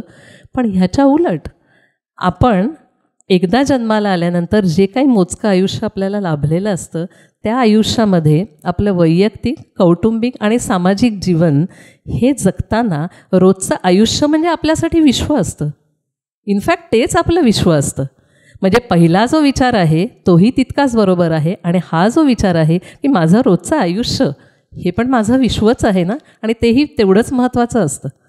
त्यामुळे ह्या विश्वात जगताना मी कसं वागायचं, मी कशाला खरं म्हणायचं, कशाला खोटं म्हणायचं, मला जे दिसतं तेच खरं आहे का त्याच्या पलीकडे अजून काही आहे जेही खरं आहे, हे असे प्रश्न जेव्हा पडायला लागतात आणि हे जे मला दिसत नाही आहे पण सत्य आहे, मग तेच शाश्वत आहे का, तेच चिरंतन आहे का, असे प्रश्न पडत असताना आणि ह्या प्रश्नांची उत्तरं शोधत असताना लाओ त्सू या चीनी लेखकाचं ताओ तत्त्वज्ञान लेखिकेला सतत खुणावत राहिलं. त्यांचाही तो शोध सतत चालू होता. त्यांनी आत्ताच आपल्या मनोगतात तो सांगितला देखील. आणि त्या तत्त्वज्ञानात त्या गुंतत गेल्या किंवा गुरफटत गेल्या हा शब्द मी नाही वापरणार, कारण गुंतत जाणं हा अध्यात्माचा मार्गच नाही आहे. त्यात त्या जास्तीत जास्त सहभागी होत गेल्या हा शब्दप्रयोग मला असं वाटतं जास्त योग्य राहील. आणि मूळची पाळंमुळं ही भारतीय असल्यामुळे ताओ तत्त्वज्ञानाच्या बऱ्याच गोष्टींशी उपनिषद, भगवद्गीता, ज्ञानेश्वरी, तुकाराम गाथा आणि इतर संत वाङ्मयात सांगितलेल्या उपदेशाशी त्यांनी साम्य आढळली त्यांना आणि त्या सतत त्यांच्या बुद्धीच्या निकषावर ती शोधत राहिल्या. आता तुम्हाला माहिती आहे, मला एक नेहमी असं जाणवतं की एखादं गाणं ऐकताना, तुम्हाला पण हा अनुभव आला असेल बरं का, की एखादं गाणं ऐकताना त्या कवीची जी एखादी कल्पना असते ती ऐकल्यानंतर आपल्याला त्याला पॅरलल दुसऱ्या कवीची तीच कल्पना आपल्याला लगेच आठवते. तुम्हाला एक उदाहरण देते. श्रीधर फडकेंचं एक गाणं आहे की मन काळोखाची गुंफा, मन तेजाचे राऊळ. कवी आहेत सुधीर मोघे. हे ऐकल्या आपल्याला बहिणाबाई आठवतात. त्यांनी तेच लिहिलं आहे, मन एवढं एवढं जरा जसा खाकसचा दाना, मन केवढं त्यात आभाय मायना. म्हणजे म्हटलं तर मन हे खसखसीच्या दाण्या इतकं संकुचित, क्षुद्र होऊ शकतं आणि म्हटलं तर मन हे इतकं मोठं होऊ शकतं.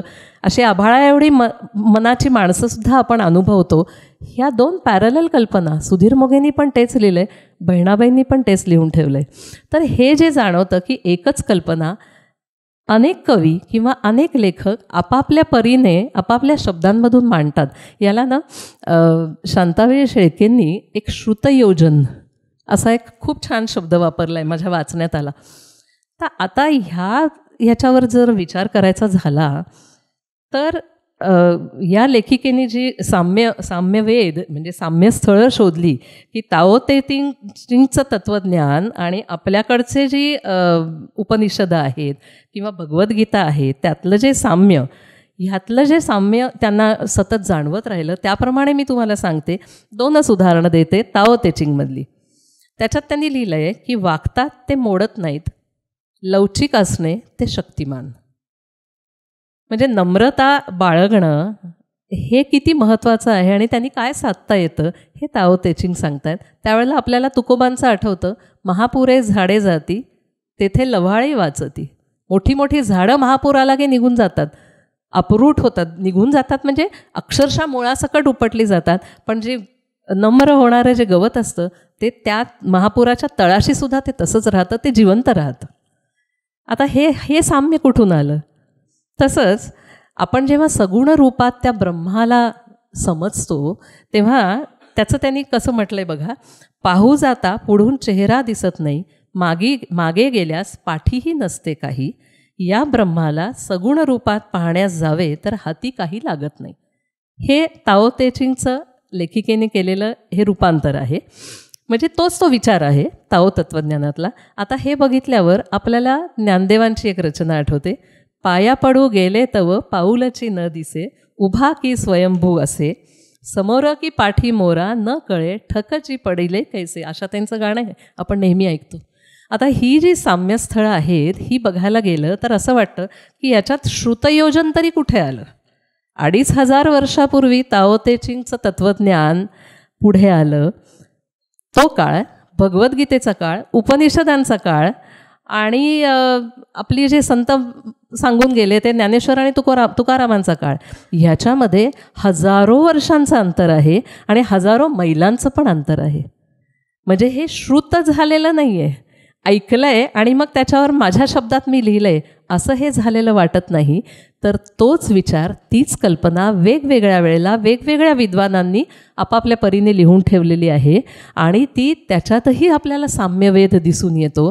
हे एक मोठं आश्चर्याची गोष्ट आहे आणि ते खरोखरच आपल्याला गूढच वाटतं की हे असं कसं काय झालं असावं. मग कदाचित तो विचारच तितका तेजस्वी होता, प्रखर होता, त्यामुळे तो कालातीत राहिला, तो चिरंतन राहिला आणि तो आजही आपण ह्या तत्त्वज्ञानातनं, या संत वाङ्मयातनं, या धर्मग्रंथातून तोच विचार पुन्हा पुन्हा आपल्यापुढे येत राहतोय. त्यामुळे मला असं वाटतं की हे साम्यवेद बघताना त्यांनी जो अभ्यास केलेला आहे तो खरोखरच त्यांना किती आनंद देऊन गेला असेल, समाधान देऊन गेला असेल हेही लगेच कळतं.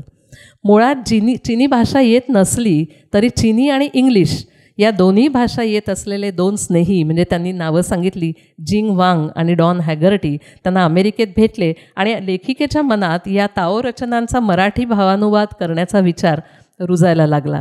या 2 वाटाड्यांनी केलेलं मार्गदर्शन, प्रोत्साहन आणि स्वतः लेखिकेने ताओ तत्त्वज्ञानावर भाषांतरित अनेक इंग्रजी पुस्तकांचा अभ्यास करून, तसंच भारतीय ग्रंथांचा अभ्यास करून हे पुस्तक साकारलं गेलेलं आहे. त्यामुळे ह्याच्यात काय सांगितलेलं आहे याबद्दल मी थोडक्यात सांगते की रोजच्या जगण्यात आपण कसं वागायला पाहिजे, नम्रतेने काय साध्य होतं, किंवा स्थितप्रज्ञ वृत्ती म्हणजे काय, निष्काम कर्म म्हणजे काय, राज्यकारभार कसा असावा किंवा कसा नसावा, मंगल अमंगल, सुंदर कुरूप हे दोन्ही एकाच वेळेला आपल्यासमोर येत असतं. आपण म्हणतो या एकाच नाण्याच्या दोन्ही बाजू आहेत, पण हे दोन्हीही असणार आहे आपल्याबरोबर, त्याचा स्वीकार कसा करायचा, तेव्हा आपण स्थितप्रज्ञ वृत्ती कशी दाखवायची, हा वाईटच आहे असं म्हणून त्याच्यावर लगेच फुली न मारता त्याची चांगली पण बाजू काही असू शकते हा विचार मनात येणं, हे ताओ तत्त्वज्ञानांची ही जस्ट सुरुवात आहे असं मला वाटतं. आणि त्यामुळे हे सगळे विचार आपल्याला माय मराठीतून आपल्यापर्यंत पोचवण्याचं कठीण काम, आणि तेही छंदात्मक पद्धतीने वाचता यावं अशी शब्दरचना वापरून हे आपल्याला जे त्यांनी दिलेलं आहे, डॉक्टर सुनंदा काकडे यांनी हा आपल्याला खरंच मोठा लाभ करून दिलेला आहे असं मला वाटतं. यासाठी आपण त्यांचं खूप अभिनंदन करूया आणि टाळ्या वाजवून त्यांना धन्यवाद देऊया. आता दुसरी भूमिका होती प्रस्तावनाकार. आता या पुस्तकाला प्रस्तावना कोणी लिहायची? खरं प्रस्तावना लिहिणारी व्यक्ती ही खूप मान्यवर असायला हवी की ज्याच्या शब्दांना समाजामध्ये मान आहे, किंवा समाजाला ती व्यक्ती चांगली माहिती आहे. तर मला असं वाटतं की डॉक्टर म्हणूनही आणि एक लेखिका म्हणूनही माझं समाजातलं स्थान हे अतिशय छोटं आहे. त्यामुळे ही प्रस्तावना मी लिहावी की नाही ह्याविषयी माझ्या मनामध्ये बराच संदेह होता. दुसरी गोष्ट, त्यांच्याशी बोलताना मला असं पण लक्षात आलं की त्या इतक्या प्रामाणिकपणे मला म्हणाल्या की मला तू चांगली ओळखतेस तर तू कशी प्रस्तावना लिहिणार. अगदी बरोबर आहे, कारण हे बायस्ड होणार. मला जे त्यांच्याबद्दलचं कौतुक वाटतं तेच जर त्याच्यातून उतरायला लागलं तर ही प्रस्तावना त्रयस्थाची भूमिका घेऊन होणार नाही. हेही त्यांना जाणवलं, हे मलाही जाणवलं. पण प्रॉब्लेम असा होता किंवा अडचण आमच्यामधली ही होती की इतक्या कमी वेळामध्ये सुदेशजींनी हिरवा कंदील दाखवल्यानंतर त्या आजच्या कार्यक्रमापर्यंत इतका कमी वेळ हातात होता की त्यांना ओळखणाऱ्या म्हणजे डॉक्टर सुनंदा आपटे काकडे यांना ओळखणारी व्यक्ती जी समाजाला मान्य आहे किंवा ती प्रसिद्ध आहे अशी व्यक्ती शोधणं आणि ज्याला ह्या ताओ तत्त्वज्ञानाविषयी काही आस्था वाटते आहे अशी व्यक्ती शोधणं हे आमच्यासाठी खूप मोठं काम होतं. आणि मग त्यामुळे एकदा असं ठरलं की मी लिहावी प्रस्तावना. पण प्रस्तावना लिहिताना तिसरी एक गोष्ट महत्त्वाची असते की म्हणजे ती व्यक्ती मान्यवर हवी, तिच्या म्हणण्याला समाजात मान्यता हवी. हे तर झालंच, ह्या निकषावर मी उतरत नाही हे मला माहिती आहे. पण एक असं होतं की हे पुस्तक तुम्ही का वाचावं, या पुस्तकात काय आहे, किंवा वाचकांना ते पुस्तक वाचण्यासाठी उद्युक्त करावं हे लिहिण्याचं काम प्रस्तावनाकार करतात.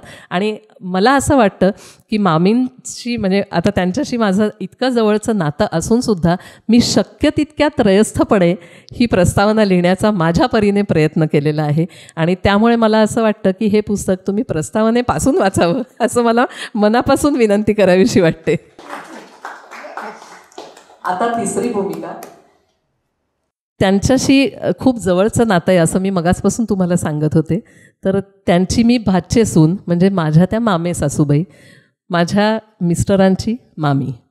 आता या भूमिकेतून जर या पुस्तकाबद्दल किंवा लेखिकेबद्दल मी बोलायचं झालं तर मला तर असं म्हणता येईल की कोणताही चांगला विचार एकदा मनामध्ये सुरू झाला की कितीही वर्ष मनात तो चालू राहिला तरीसुद्धा त्याचा पाठपुरावा सोडायचा नाही, तो शेवटापर्यंत न्यायचा. तिथे वयाची वर्ष आड येत नाहीत, तिथे फक्त मनाचा निग्रह आणि मनाची ताकद तुम्हाला काम करते. हे आज मामींनी अतिशय चांगल्या पद्धतीने आमच्यासमोर उदाहरण घालून दिलेलं आहे असं मला वाटतं. कारण आता ह्या मी तिसऱ्या भूमिकेतनं बोलते जेव्हा मी मामी म्हणून त्यांना संबोधते. तर त्यांनी हे उदाहरण इतकं छान पद्धतीने घालून दिलेलं आहे की मला असं वाटतं की आम्ही तर 50-60तच थकायला लागतो की अरे बापरे आता हे कसं होणार, किंवा माझ्या मनामध्ये आत्ता खूप लेख लिहिलेले आहेत पण ते सुदेशजींपर्यंत पोचवायचे कसे, मी कधी त्यांच्यापर्यंत पोचणार आणि कधी हे होणार. अशा स्टेजला, अशा अवस्थेमध्ये असे कितीतरी लेखक कवी अडकलेले असतात. तर आज या उदाहरणातून ज्यांनी 81व्या वर्षी हे 81 अध्याय आपल्या मातृभाषेतनं आपल्यापर्यंत पोचवलेले आहेत, हे उदाहरण बघितलं की असं वाटतं की अनेक लेखकांना हे पुस्तक वाचल्यानंतर आणि ही संपूर्ण बाजू कळल्यानंतर अनेक लेखकांना लिहित राहण्याची प्रेरणा मिळेल आणि जे वाचक आहेत त्यांना लेखक व्हावंसं वाटावं अशी प्रेरणा मिळेल. अशा पद्धतीने हे पुस्तक झालेलं आहे. तर आज मला ही इथे बोलण्याची संधी दिली आणि आपण सगळ्यांनी माझे विचार ऐकून घेतलेत याबद्दल तुमच्या सगळ्यांची मी अतिशय ऋणी आहे. धन्यवाद. धन्यवाद वर्षाताई. आज या पुस्तकाचं प्रकाशन ज्यांच्या हस्ते झालं त्या डॉक्टर निर्मोही फडके या उत्तम लेखिका आणि व्याख्यात्या देखील आहेत. नुकतंच ग्रंथालीच्या वाचक दिनी त्यांचा अनहद हा ललित लेखसंग्रह प्रकाशित झालेला आहे. निर्मोहीताईंबद्दल सांगायचं म्हणजे ज्ञानपीठ पुरस्कार विजेते डॉक्टर भालचंद्र नेमाडे यांच्या साहित्यावरील संशोधनासाठी त्यांनी PhD त्यांना मिळालेली आहे, डॉक्टरेट आहे त्यांची या विषयावरील. शिक्षण क्षेत्रातही त्या गेली 25 वर्ष अध्यापन करत आहेत. आणि विशेष म्हणजे डॉक्टर रमेश पांडसे यांनी स्थापन केलेल्या ग्राममंगल या प्रकल्पामध्ये त्या पालघरमधील आदिवासी मुलांसाठीही त्यांना शिकवण्यासाठी त्या जात असतात. आणि दुसरी एक महत्त्वाची गोष्ट म्हणजे की आपण नेहमी म्हणत असतो की मराठी भाषा ही रुजवली पाहिजे, त्याचा प्रसार केला पाहिजे, असं आपण भाषणांमधून म्हणत असतो. पण निर्मोहीताईंनी ते कृतीतून दाखवलेलं आहे. शालेय स्तरावरील विद्यार्थ्यांना त्या मराठी वाचन आणि लेखन या संदर्भात विनामूल्य कार्यशाळा घेत असतात. आतापर्यंत त्यांचे 2 बालकथासंग्रह, 2 प्रायोगिक कथासंग्रह, 1 लेखसंग्रह अशी साहित्य संपदा प्रकाशित झालेली आहे. आमच्या ग्रंथाली परिवारातल्याच त्या एक आहेत. तर मी निर्मोहीताईंना विनंती करते की त्यांनी आपलं मनोगत व्यक्त करावं. धन्यवाद अश्विनी. ग्रंथाली परिवारातलीच मी एक आहे असं अश्विनींनी आता सांगितलं आणि ते खरंच आहे. गेली अनेक वर्ष ग्रंथालीशी मी जोडलेली आहे. त्यामुळे पाहुणे किंवा अशी कोणी अपरिचित असणं असं मला इथे अजिबात वाटत नाही. Going back to your roots असं आत्ता आपण ऐकलं. तर अशा मुळाकडे पुन्हा येण्याची उर्मी घेऊन आलेल्या अशा सुनंदाताई आपल्यासमोर आहेत की ज्यांनी आत्ता आपल्यासमोर ह्या सगळ्या ब्रह्ममार्ग रूप बोध ह्याचं विवेचन केलं. मला स्वतःला अगदी कमी वेळ मिळाला हे पुस्तक आणि हा सगळा कार्यक्रम जो आयोजित केलेला आहे ह्या सगळ्या गडबडीमध्ये. पण मला केव्हा तरी थोडंसं ताओबद्दल वाचलेलं होतं, ताओइझमबद्दल वाचलेलं होतं, काही कारणांमुळे थोडंसं वाचन झालेलं होतं, काही लेखांच्या संदर्भात वाचन झालं होतं, ओशोंच्या अनुषंगाने काही वाचन झालेलं होतं. त्यामुळे उत्सुकता होती आणि ज्या वेळेला हा प्रस्ताव माझ्याकडे आला तेव्हा मी तो आनंदाने स्वीकारला की जसं आत्ता वर्षाताई म्हणाल्या की मी योग्य आहे की नाही किंवा कसं असं त्यांच्याही मनात आलं, तसं मलाही वाटलं की अरे खरोखरच की माझा हा अभ्यास ह्या विषयातला इतका आपला आहे का, तर त्याचं नाही असंच उत्तर मलाही मिळालं. पण तरीसुद्धा उत्सुकता होती, आनंदही वाटला की कारण ज्या व्यक्तीने आत्ताच असं वर्षाताईंनी सांगितलं की ह्या वयात असं म्हणणं सुद्धा खरं चुकीचं आहे की 81व्या वर्षी एक इतकं उमदं, इतकं ऊर्जा देणारं व्यक्तिमत्व असं जर का काही करते आणि त्याच्यासाठी आपला छोटासा हातभार जर का लागत असेल तर मग तो का लावू नये असं मलाही वाटलं. आणि म्हणून मी आज इथे येण्याचं ठरवलं. आणि ज्या वेळेला मी ह्या पुस्तकाबद्दल वाचलं, हे पुस्तक जेव्हा वाचलं त्यावेळेला माझ्या लक्षात आलं की आपल्या भाषेकडे येण्याची आणि पुन्हा आपल्या भाषेकरता काही करण्याची जी एक उर्मी असते, भाषेमध्ये आपण कधीच असा फरक करू नये, पण तरीसुद्धा मातृभाषेकरता म्हणून काहीतरी करावं अशी जी उर्मी असते ती कुठेतरी प्रत्येकाकडे असते. आणि ज्याच्याकडे लेखनाची किंवा काही सर्जनशील करण्याची वृत्ती आहेत किंवा प्रेरणा आहेत आणि सर्जनच आहेत, हे दोन वेगळ्या प्रकारचे सर्जन माझ्या आजूबाजूला दोन्ही बाजूला बसलेले आहेत की साहित्यातले सर्जनसुद्धा सर्जनशील काम ते करत आहेत आणि स्वतःसुद्धा वैद्यकीय क्षेत्रातले सर्जन आहेत. मी फक्त नुसतीच सर्जनशील आहे वेगळ्या प्रकारे.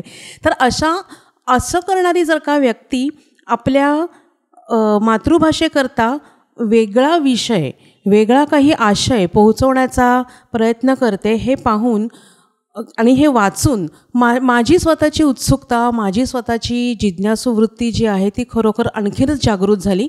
आणि जसं साम्य वेद आणि साम्य भेद असे दोन्हीही आपण शब्द वापरू शकतो इकडे, जे शोधण्याचा यांनी प्रयत्न केला आणि अजूनही तो प्रयत्न पुढेही मला असं वाटतं चालू तुम्ही नक्कीच ठेवावात. कारण मलासुद्धा हे वाचताना जसं तुम्ही आता म्हणालात की आपण एखादी कविता, एखादं गाणं ऐकलं की असं वाटतं की आपण असंही कुठेतरी लिहिलेलं आहे.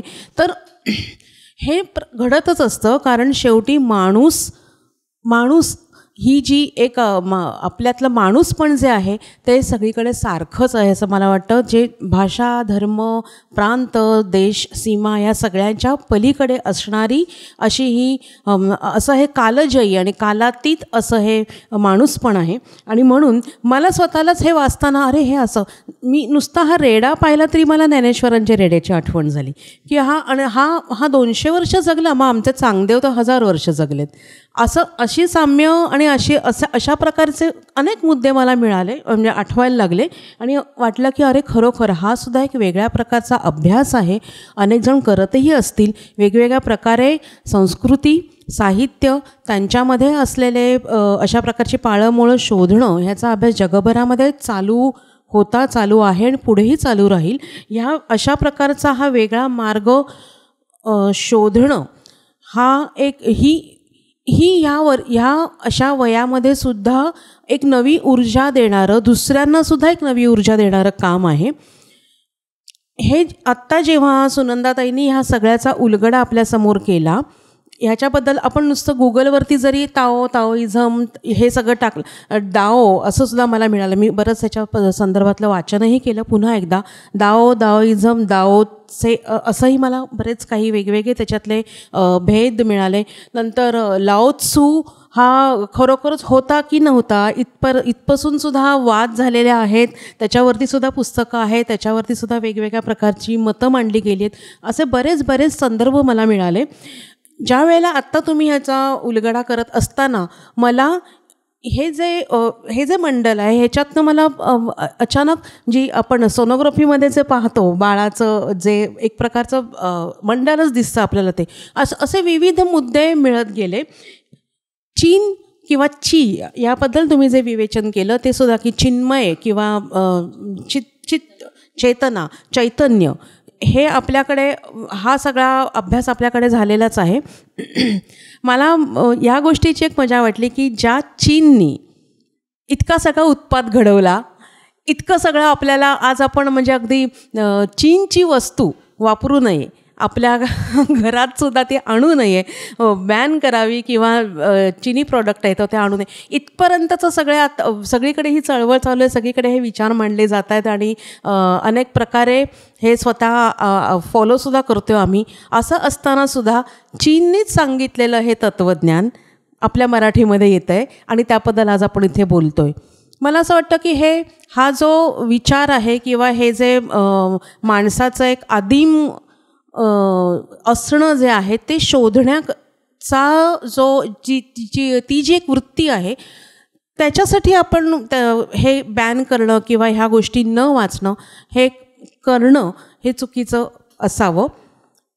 ह्या सगळ्याच्या पलीकडे जाऊन आपल्याला स्वतःचा शोध घेणं आणि मग ती मानवता, जी मूल्य आपल्या संस्कृतीने सांगितली तीच मूल्य ह्या सगळ्या बाकीच्यांनी सांगितलेली आहेत. ज्या वेळेला मी हे सगळं वाचत गेले, मला सुनंदाताईंच्या अभ्यासाचं एक आश्चर्य, कौतुक आणि अभिमानही वाटला की त्यांनी ज्या प्रकारे शीर्षकं दिलेली आहेत आणि त्या शीर्षकांचं आणि एक जेव्हा मी त्याच्यातलं ते सूत्र जेव्हा वाचत होते की विभूती विचार, संत विभूती, सगुण अध्यात्म, अक्षर ब्रह्मज्ञानी, विश्वस्वधर्म सूर्य, आधी बीज एकले आणि सगळ्यात शेवटचं जगाच्या कल्याणा संतांच्या विभूती. तर ह्या सगळ्या शीर्षकांचा तुम्ही त्या सूत्रांना बरोबर कनेक्ट होणारं असं ते शीर्षक आणि त्या शीर्षकातून पुन्हा ती सूत्र आपल्यापर्यंत मराठीतून कशी येत आहेत ह्याच्यासाठी एक शब्द त्यांनी जे निवडलेले आहेत ना ते खूप अभ्यासनीय आहेत.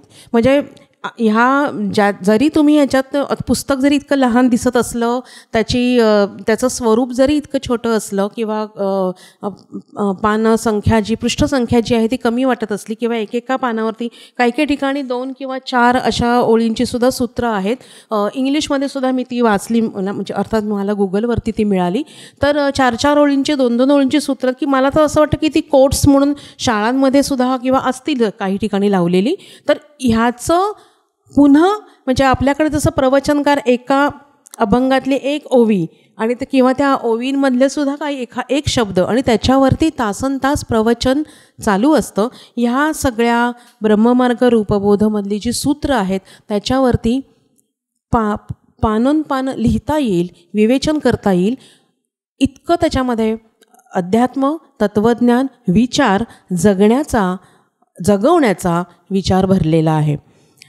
पुन्हा ही जी शब्दकळा आहे ना, ही शब्दकळासुद्धा म्हणजे मला ह्या गोष्टीचं म्हणजे खरोखरच अभिनंदन करायचं आहे की मी थोडंसं ज्याला आपण साहित्य मूल्य म्हणतो त्या दृष्टीने सुद्धा ह्या पुस्तकाचा मागोवा घेण्याचा प्रयत्न केला की विचार तर मिळतातच आहे, त्याच्यातून आपल्यापर्यंत खूप काही अध्यात्म, तत्त्वज्ञान असं काही मिळतंच आहे, पण साहित्य मूल्याच्या दृष्टीने जर का आपण या पुस्तकाचा थोडाफार विचार केला तर त्या दृष्टीने सुद्धा या पुस्तकाचं स्थान जे आहे किंवा त्याचं एकूण स्वरूप जे आहे ते नक्कीच खूपच उत्तम माझ्या दृष्टीने, अभ्यासाच्या दृष्टीने मला मिळालं.